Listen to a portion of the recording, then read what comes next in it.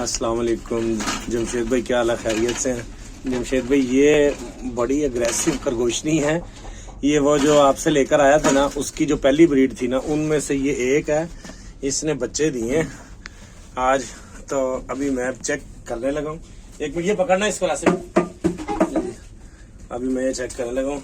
यानी कि जो मेरे पास पहली ब्रीड थी, उस फीमेल ने ये आज पहली दफा बच्चे दिए। तो अब चेक कर रहा हूँ मैं।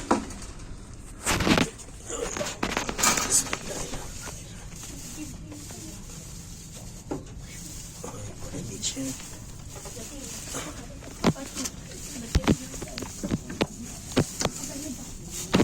माशाल्लाह सही हेल्दी लग रहे हैं।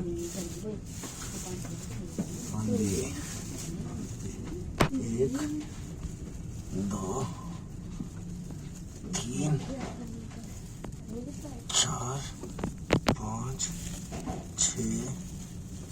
6 बच्चे हैं जी। 1 2 3 4 5 6 जी।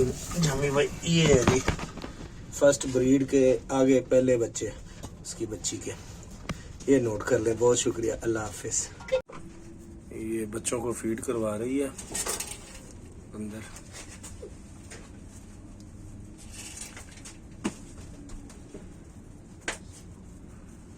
साथ साथ अपने आप को साफ कर रही है।